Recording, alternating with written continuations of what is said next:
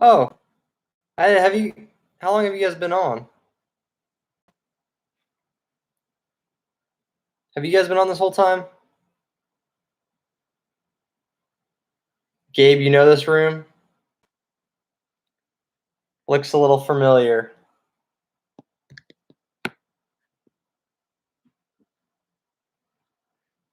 Chuck Norris, is that Keegan? Is that you? Oh no, it's Charles. Charles, okay.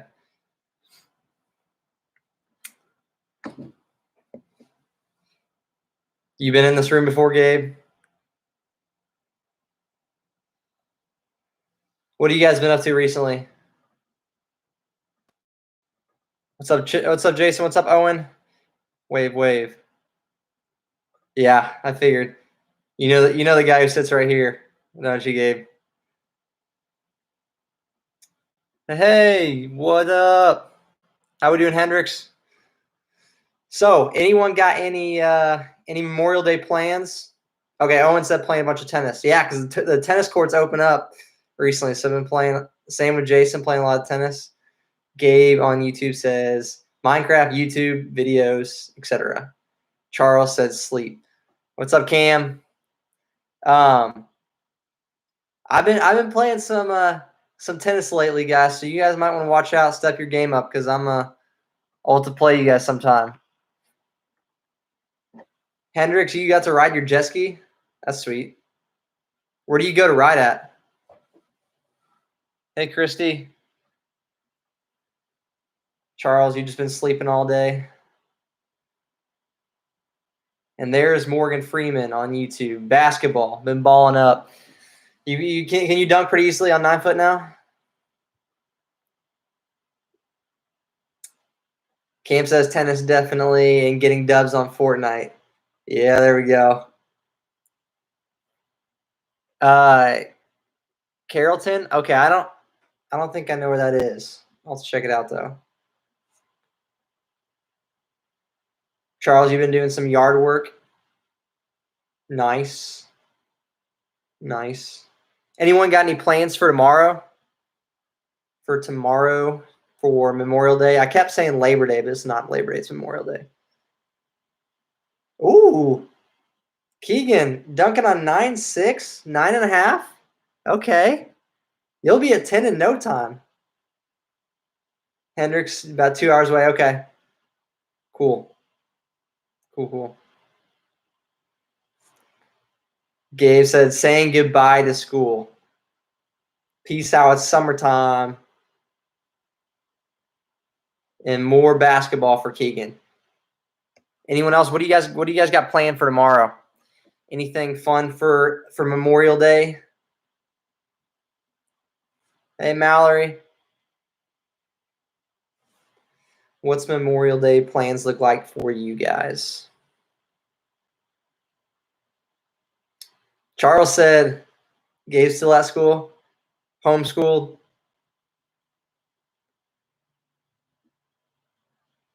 You said, Charles, you got forging class? Okay. Hendrix, you're building your gaming PC? That's pretty sweet. Okay. Nice. Okay. Cool.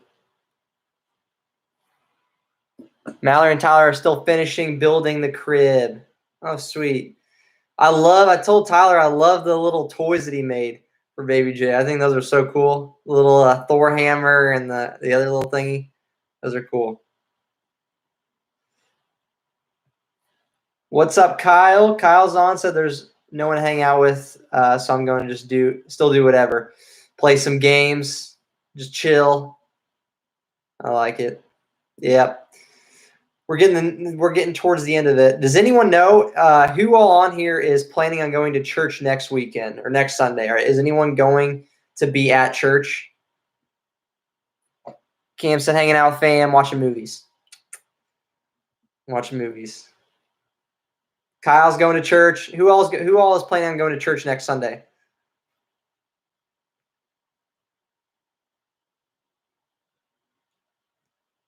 Keegan's planning on going. Charles going. Anyone on Instagram. Are you guys planning on going to church next Sunday? Gabe said I would like to not get corona, so not me. I think corona stays out of the church.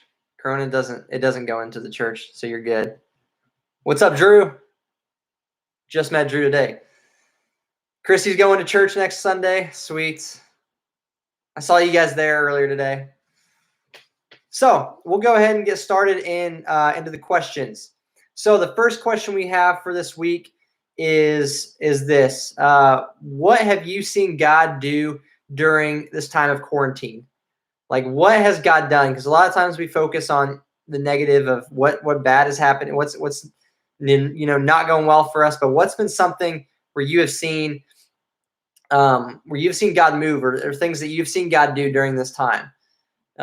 For me, I'll go ahead and start. For me, it's been getting to talk to friends I haven't talked to in a while, getting to talk to people I just haven't talked to, which has just been really cool, and kind of some relationship building during this time of people I wasn't really close to. And so that's been really neat and kind of just a cool opportunity. But yeah, that's kind of my thing of how God's kind of been moving even during this time. And, just getting to still, even though it's still social distancing stuff, it's still been cool to talk to some friends I haven't talked to in a while. So what have you seen God do during this time of quarantine? Oh, and Hendrix, you said you might be going to church. Sweet. Owen said, help delivery become more popular so people can still get the throngs they need during this time. So what? Describe to me. What are you talking about there? What kind of delivery is going on? What are the throngs you're talking about? What's up, Jake? Keegan on YouTube said that he gave us time to improve ourselves and work on things we don't normally, sports, yo-yo tricks, etc. Yeah, that's been a really cool thing that I have seen God do in my life and other people's lives, and in your guys' life, and like on Snapchat or Instagram or all the social medias. I've seen you guys do things that like new hobbies and new things that you guys have picked up during this time, and it's kind of cool to see how God has allowed you to be creative and do these new things, learn new skills, and so that's been really neat to see happen. So yeah, that is awesome, Keegan. And I've seen you're getting close to dunking on 10 foot, so that's really cool. What else have you seen God do during this time of quarantine? Oh, Owen said things. Okay, so delivering things to people to help them during this time. Yeah, that's really neat. It's cool to see people take care of others' needs, and I think in this time of quarantine, people have been a lot more focused on others and how can I help others, and that's kind of all what the gospel is about: is how do I help others? How can I be a good neighbor? And so that's been really cool to see. I like that. Everyone who's joining on, how have you seen God move during quarantine? What have you guys seen God do? Mallory said, time and rest and getting closer to your family unit. And that's a big thing. I think this time has allowed us, because we're stuck inside with our family all the time, and sure, we argue and we fight, and it's probably not pretty a lot of times. It has allowed us to grow closer together. And we had some awesome time to watch movies, play games, do lots of fun things together as a family. So that is really cool to see the family unit growing closer. Because I think, over time we have kind of not been as close as families. We don't all the time. We don't usually eat dinner together at night. We don't, we're going to our rooms, we're going upstairs, downstairs, and splitting up and just, kind of individualizing ourselves and spending time with just us. But it's been cool to see the family unit kind of grow together during this time. Kyle said, got us a new house. That's awesome. Yay. They got a new house. Sweet. That is really cool. And you guys are moving in June or July. I can't remember. But that is super cool. I'm glad to see that. That's definitely a God thing. Let's see. Cam says on YouTube that he also gives people hope. Even in all this, people are still have so much hope for the world, more than I normally see. Yeah, that is really cool to see during this time when there shouldn't. It almost seems like there shouldn't be hope. Like what are people really hoping in now? There's almost more hope now than there ever has been, and hope in humanity, and hope in growing as just one. Like, instead of uh, being so diverse and divided, we're coming together, as a country and as a world, and trying to help each other out. So that's really cool to see.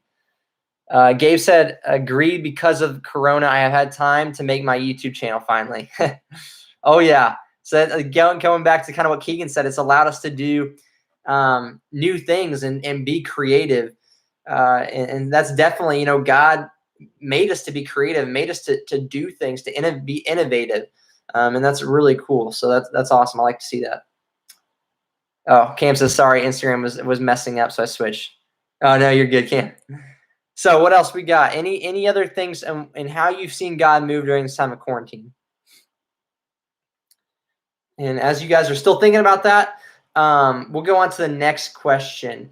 So we talked about, in this lesson for this week, we talked about the idea of light and darkness. So we're going through the book of First John, and the Apostle John wrote this book, and he wrote it, and the reason for why he wrote it is to allow us to help us to understand how to enjoy our relationship with Christ more. And so he gives this idea of God being light. And we talked about the light and darkness in our world and in our own personal lives. And so this first question is, what is the scariest thing about the dark? When you think of the dark, what is the scariest thing? And that may be physically, or that may be metaphorically. You may hate when the lights go out and you just, you close your eyes, or you get in bed and get under the covers, or it's a metaphorical darkness. What's scary about darkness? Because darkness is not something that we like to be in, whether that may be physically or metaphorically. And so what is the scariest thing about darkness? Charles says, you can't see what is on the other side. Yeah, I'm assuming you're talking metaphorically here. You can't see the future. You can't see down the road. And that's for me, that's what's scariest for me, is the uncertainty of the future, of not being able to see what's coming down the road. Because I like to be able to kind of tell what's going to happen. I like when I know how things are going to go. When I don't know that, it can be really freaky and really scary. And so that's really true. I like that, Charles. On Instagram, Mallory says the uncertainty of what's there. Yeah, and that is very true. Of physically, it's scary when you don't know what's around you when you're in the dark, but also metaphorically, not knowing what is going on, and kind of that metaphorical spiritual darkness kind of clouds our vision and our mind and everything that's going on. So that can be really really true. And Christy says unknown.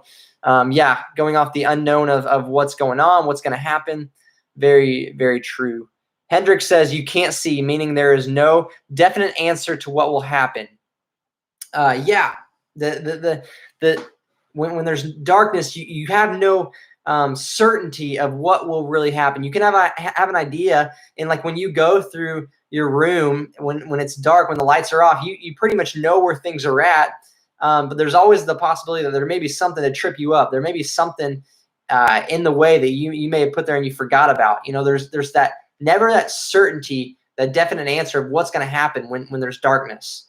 That's really good, Hendricks. Kyle says, can make you do weird things, I guess. Yeah, the darkness can make you do weird things. And, a lot of us, whether that's, physical or spiritual or metaphorically, darkness, it kind of holds us back from who we really are and who we can really be. And you're not you when you're in the dark, in a sense, to steal off the Snickers thing. You're not you when you're in the dark. And so, yeah, those are great answers. So on YouTube, let's see, we said, Cam says the unknown. You can't see what's ahead of you physically and metaphorically. Yeah, just looking down the road when you can't see what's going to happen, that can be very scary. And then Keegan said the darkness itself isn't scary, but the fact that things can be hiding inside the dark is scary. And yeah, some people like the dark because that's how we sleep. That's how we relax and get rested. And so the darkness in itself is not always a scary thing. But the things that can be hiding are usually the things that can hurt. When you trip over something, that those little things that hurt, whether that be physically or metaphorically, that's the stuff that can be scary. And the darkness kind of plays off that. So it's not necessarily the darkness that's a bad thing, but it's the things in the darkness that can be what is scary. Gabe said there could be spiders out there. I'm right there with you, Gabe. I hate spiders more than just about anything. Cam says, yeah, what you're saying. You can step on a Lego. Ooh, Legos are not fun to step on. Holy cow. Those things hurt. Yeah, so in the dark, it can be a scary thing. Moving on to the next question. If you have something, go ahead and throw it in there. What is scary about the dark, whether physically or metaphorically? But the next question is this. So when we're trapped in darkness, the light can be scary. When you're stuck in a situation of when it's constantly dark, you don't know anything but the dark, the light can be scary. And so what is the scariest thing about revealing the darkness in your own life? Why is it sometimes scary for when the light comes into your life, comes into the darkness in your life and maybe reveals things? Because we talked about in the lesson how what light does is light reveals. Light shows things where things are at. And so why can it be scary maybe when you're used to being in the darkness? Why can it be scary when the light comes into your life? What is it that maybe, why is it because you're comfortable, you're used to the darkness? Is it because you're afraid of what maybe the light may reveal? Why is it sometimes that, getting light in our lives can be a scary thing as well? Hendrik said, Hendrik said, because change is scary, so we push away the light. Exactly. That's exactly right. Like you can obviously tell from what's going on right now, we hate change. When all this started, we hated the way we had to change and do things differently. And so that change can be scary. And for everyone joining on, the question we're talking about right now is, this idea of light and darkness. And when, being in the darkness can be a scary thing, but also when light reveals stuff in our life, whether it be, in your things in your heart or things in your home life or whatever, when the light is revealed, it can also be a scary thing as well. And so why is that the light can be a scary thing as well as the darkness? And Hendrik said that because change is scary, so we push away the light. If we're so used to living in the darkness, if we're so used to living, a comfortable life of not having to change, not having to do things, that can be a scary thing that we don't want to do. We don't want to deal with. And then Mallory said, it makes the sin or issue real. Then you have to deal with it, and that can be painful. Yeah, the idea of how the light reveals the darkness in our own life, it reveals the sin and the issues that we have. And a lot of times, we don't necessarily want to change. Like the change can be hard. The issues that we're dealing with, maybe something that we don't want to deal with. It may be something that we don't see as wrong. And it can be painful to change. Discipline is not fun. Change is not fun, just like Hendricks was saying. And so we may just want to avoid it. And like you're saying, Mallory, what light does is it reveals the sin. It reveals the issues that we are dealing with. And that can be just something we want to avoid because of the painful things it brings.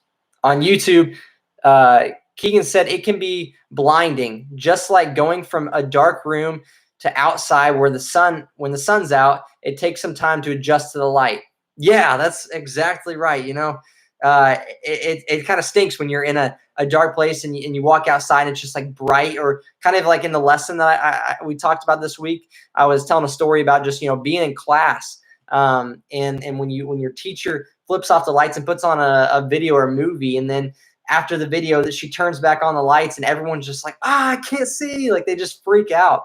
Because when we get used to the dark, it can be comforting. It can be blinding when the light gets turned on, and it's hard to adjust. And just like we have to adjust to the physical light, we have to adjust spiritually. And going along with what Hendricks and Mallory were saying, we have to change and deal with that issue. So yeah, Cam said, we are comfortable in the darkness sometimes. That's where we feel safe. When we come into the light and see the truth, it can be scary because it's not where our comfort lies. Kind of like that brief moment when you walk outside for the first time in the day and you can't see anything for a second because it's so bright. Yeah, just like what Keegan was saying. And that first part, like you said, it can be comforting in the dark sometimes. When you're used to being in a dark room and you go out into the light, it hurts. It hurts your eyes. And so the dark can be comforting, just like when you're falling asleep, when you're relaxing, you shut off the lights. And so going from something you're used to, you're comforted by, going to something like the light can be hard. It can be scary. Just like you said, that's where we feel safe. When we come into the light and see the truth, it can be scary because it's not where our comfort lies. Exactly. Great answers. I love it. What else? Is there anything else? What is the scariest thing about revealing the darkness in your life? Scariest thing about revealing the darkness in your life. For me, I just like what you guys are saying. For me, the scariest thing in my own personal life when the light is revealed in my life, I don't like when I'm a perfectionist. I want to be the best I can at everything I do, and I don't like when mistakes are made known. I don't like when my weaknesses are brought up. And so what light does is it reveals our weaknesses, or reveals our sin, or reveals our struggles. And so I don't like to see that. I don't like to deal with that. And so it can be hard. It can be scary because you want to, keep living how what you're comfortable with. Okay. Keep adding on if you have anything. Next question is this. What is something that stops us from running into the light if it truly is something that can heal us and make us better? So what is it that keeps us from going to the light? What is it that keeps us from inviting that light into our home, into our life, if we know that it's something that can heal and make us better? What's the reason behind it? What is the reason behind avoiding that light? And it is kind of just a piggyback off of the last question. Gabe starts off and says, our sinful nature. It is in our nature to not want to take the harder route, to not want to be challenged. Like, we want to do what's comfortable to us. We want to do what's easy. And part of making us better is challenging, is getting stretched, is getting pushed. And letting that light in our lives reveals the things that are nasty. And just kind of like what we talked about, being in a dirty room, in a dirty home, when the lights are off, you can't really tell the dirtiness in there. But then when the lights are turned on, then everything is revealed. All the issues, all the dirt, all the clothes, everything is revealed, and we don't have to deal with that. And so it's part of our sinful nature. It's not the way that God intended us, but it's because of the fall that we don't want to deal with that. We want to stay how we are. And Charles says, a wall of our sins. Yeah, exactly. It's a wall of our sins, and we build up this wall, like you're saying, Charles. We build up this wall to and basically build up a kind of a house of what we want to stay in. We don't want to go out and be challenged and be pushed. We want to live how we've been living. And sometimes we're not living the best way. We're living in darkness in some areas of our life, but when we get used to it, when we build up that wall, it's hard to get out. We're stuck there. I kind of think of, I don't know if you guys have seen Benchwarmers, but the guy in Benchwarmers, the one brother who's just like so afraid of the light, and he just wants to hide in a closet all day and does not go outside because he's afraid of the sun. That's kind of what it reminds me of. Gabe says, that's what my room is like. Yeah, probably you got the quarantine room going on. It's all dirty. Mallory says on Instagram, we can listen to the lies of the enemy that tells us we're better off in the dark. Yes, That is such a big thing of a lot of times maybe we do have the desire to get better. We do have the desire to change things, but it's the enemy constantly whispering in our ear, telling us that it's easier in the dark. It's easier the way you're doing things right now. Why change when you can stay the way you are? Nothing seems bad right now. Nothing seems different. Nothing seems wrong. Why change? And so exactly the lies that the enemy tells us can be a major reason for why we don't run to the light. We don't go to the light for that help. Because the enemy is not trying to tell us that the light's going to help us. It's going to get us better. But what the enemy is trying to tell us is that the light is not beneficial. It's there's no reason to run to it, to ask it, to invite it into your life, to your home, because you're living fine the way you are right now. Exactly. Cam says, I think the comfort is definitely a big part of that. We don't want to go somewhere we're not comfortable. But sometimes there's doubt about whether the light is really the place we need to go. Yes, that doubt, that idea of I don't know if it's really gonna be better than how I'm doing now. Like I might be better off right now. That doubt of I don't know if it's really gonna help. I don't know if it's really gonna make me better. I don't know if it's really gonna heal me. And that's something I think a lot of us deal with, is that doubt. And that's again kind of going off what Mallory was saying. That's just what the enemy is lying to us and trying to get us to believe, is that you don't need it. It's not going to work. Maybe that idea of doubt is a huge one. Exactly. Great answers. I love it. You guys are killing it.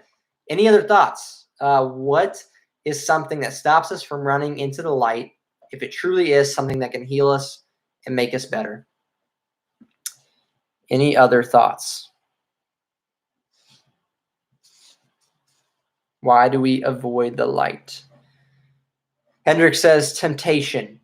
Yes, the idea of temptation is a big one, because temptation is something that we're kind of drawn to. And then you said we won't go into the light because we are supposed to.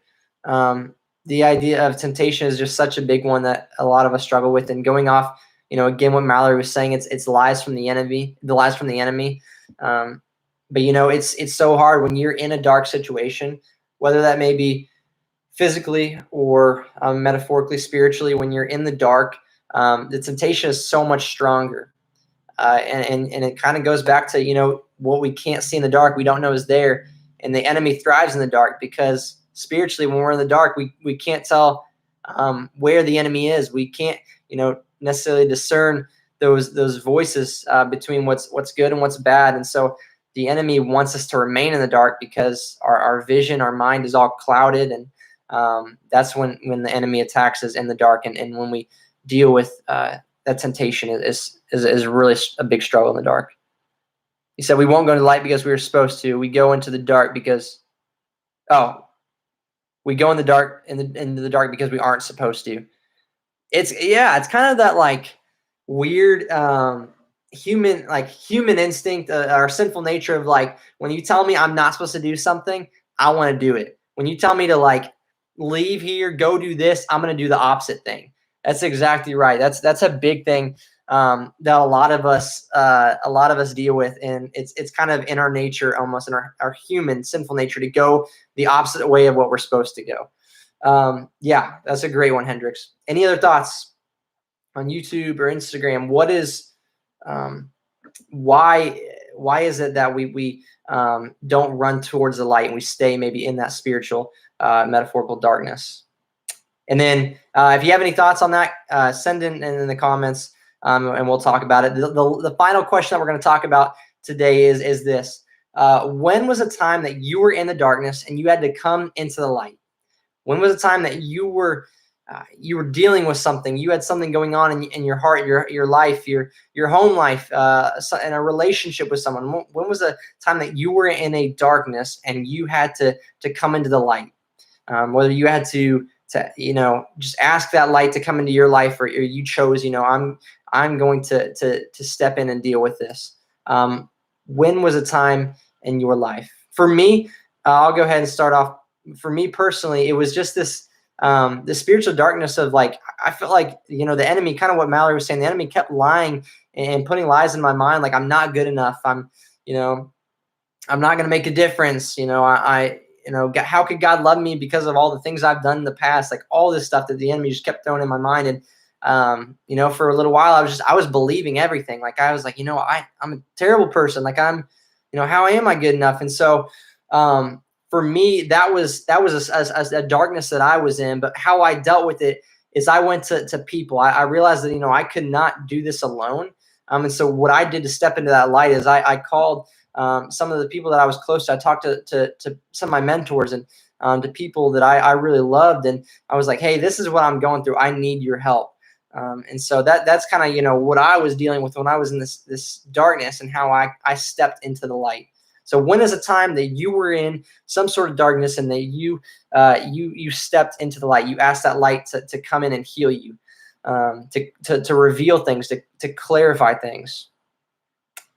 Hendrick said, last year I was in the dark, but when I went to church more, I ended up getting baptized and chose the light. Yeah, that's awesome. That is sweet, Hendricks. Giving that your life to Christ is such a big thing, because before we give our lives to Christ, we are constantly in this darkness. In that metaphorical dark room, dark house, and we can't see what's going on. We don't know the way. We're tripping over stuff. We're falling. And when we choose to ask Jesus into our life, when we choose to make that step of baptism, then the lights come on, and then we can see. That everything is revealed to us, and that is a huge thing. Is that baptism? That's awesome. That is really cool. So it's a nice job, Hendricks. I like it. What else do we have? Any other thoughts? And I know this may be something we don't like to bring up the darkness that we dealt with in the past. It may be something that we want to forget, we don't want to deal with. But this is a time for it's cool to see stories of each other of times that we have gone through dark moments and how we've gotten out of it, or maybe how we're dealing with them right now, and how we know how we can get better and how we can choose to step into that light, to walk in the light. Gabe says on YouTube, for me, when I was in middle school, I was in a dark place, but my parents helped me out, and now I'm doing much better. And yeah, that is a big thing of going to your parents, talking about things with your parents where you're struggling, because we all have this thought of I don't want to tell my parents maybe something because I don't want to get in trouble. But that's not what it's about. Your parents, they're not looking to get you in trouble. They are looking to help you out. And I think that's a lot of us, how we think of God, is like he is waiting to, he's going to discipline us. We're going to get in trouble by him. But God wants to hear everything that we're dealing with, everything that we're going through. And that's part of how we step into that light. So that's really cool. That's really cool, Gabe. And then you said because of that, you've grown much closer to God. And yeah, when you talk to people about things that are going on, when you share those things, it allows you to grow so much closer to God. When you part of the darkness is hiding things in and not getting it out, not telling people about what's going on, and not really confronting it.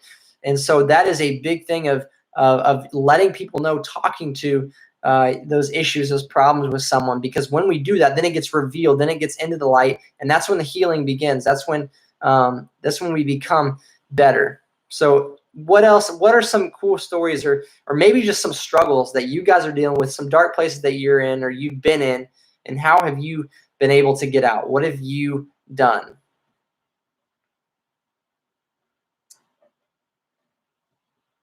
Cam says that last year I got my priorities out of place and was focusing on school and sports and certain relationships over God.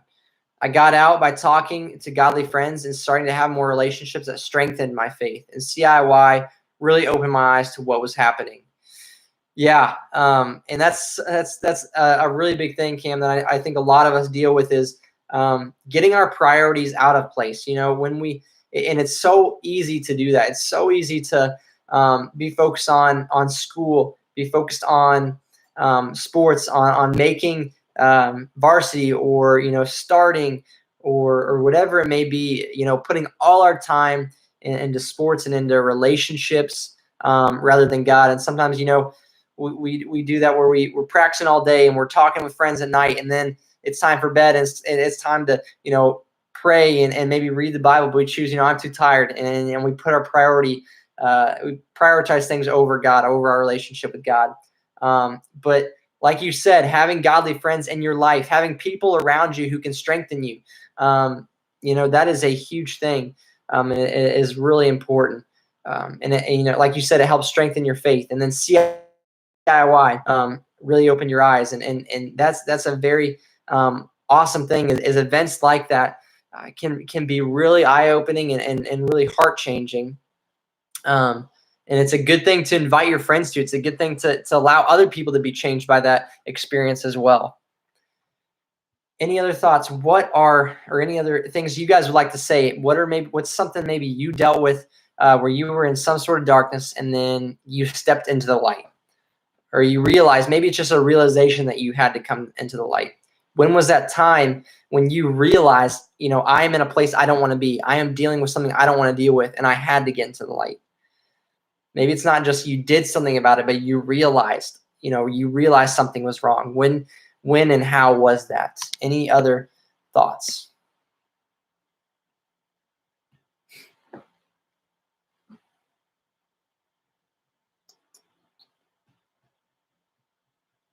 Yeah, like I said, I know we don't like to talk about our struggles. We don't like to talk about things that we've dealt with, dark places that we've been in. Coming into the light, it's something that can be hard to do, and so it can be hard. It's tough to share. You may not want to share those, and you don't have to. But I just want to encourage you guys to really think about, where maybe in my life, in my spiritual walk with God, and my day-to-day things that I do, where is a place that I have maybe have been in a spiritual darkness, and maybe how can I come into the light? How can I walk in the light? And how can I let God change those areas that I'm dealing with in my own life? Mallory, do you want to? I can share the screen with you, and you can talk about it. I'll try it. We'll see if you want to. Try this.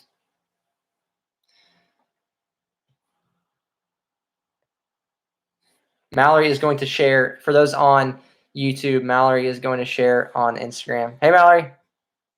Hi. Okay, so, yeah, this isn't like the easiest thing to talk about, but I felt like God was telling me to share, so here we go. Oh, yeah. So an area that I was in the darkness and came into the light was in the last couple of years. I obviously had a lot of health stuff going on, and there was a lot of healing, and just it was a really long process. But God revealed to me that I had like probably multiple eating disorders going on during that time. And a lot of them had happened because of medical situations, like I was kind of forced into it. But God made it really clear to me that where my mind was at was not okay. And if I wanted to get better and keep moving forward, that it could not happen if I didn't address this part of my story.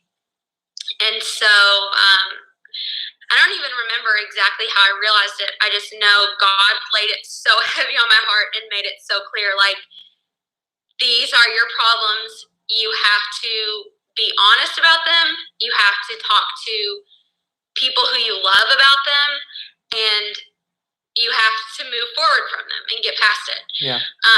And so I think I was really scared to admit some of that because it's just a complicated story, and I was afraid, what are people going to think about me if I say this is a problem for me? How's my family going to react, or are they going to feel like they can't trust me, or whatever? So I think I listened to a lot of lies on that side of it. But coming out of it, my life is a million times better because of it. And I see why God was calling me to address those things and get better, because in the healing, He blessed me immensely. And like, I would not be having this baby right now if I hadn't conquered that issue and gained the weight that I needed to gain and just moved forward. Like, it would not have happened. And my family, and obviously Tyler was like the most supportive person ever, never made me feel weird about any of it, and we got through it. But I wanted to say this. I think sometimes it is really hard to go into the light from the darkness, because like the light is the answer, but it's not necessarily an easy fix or a quick fix. Yeah. And the healing path that God might have to take you on to get past your sin, to get past your struggle, whatever it is, can be a really hard and long path. Yeah. You might feel worse at times being on the healing path than you did just being in the dark. Yeah. So anyway, all that to say, if God's calling you to come out of something, you have to be obedient and you have to do it. And you have to just believe and keep that faith that He's got plans for you on the other side of it. And He wouldn't be calling you out of that for your life to be worse. He is calling you out of it for you to gain everything. You're not giving up anything by getting out of that place that you're comfortable in. You know, you have everything to gain and nothing to lose. Yeah. So, yeah, that's awesome. Yeah. Yeah, I like that. You know, sometimes it's just God's conviction of what's, you know, what we need to change. And part of that is maybe, you know, kind of like just asking God, where do I need to change? Kind of asking God to, I think of like the Psalm, like search my heart and kind of, you know, tell me if there's anything wrong in my life that I need to fix and work on. And so, yeah, that's really neat. I like that. Yeah, because sometimes we can't see, we're blind to our own issues. And if we've been living in them for so long, we don't even realize that it's abnormal and that God has something better for us, you know? Yeah. Yeah. So. Yeah, that's awesome. Thanks for sharing, Mallory. Thanks for letting me. Yeah, no problem. All right, we'll get back.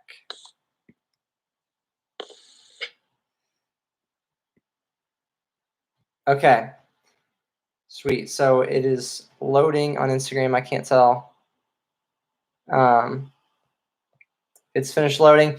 But yeah, those are, you know, you guys killed it in the answers.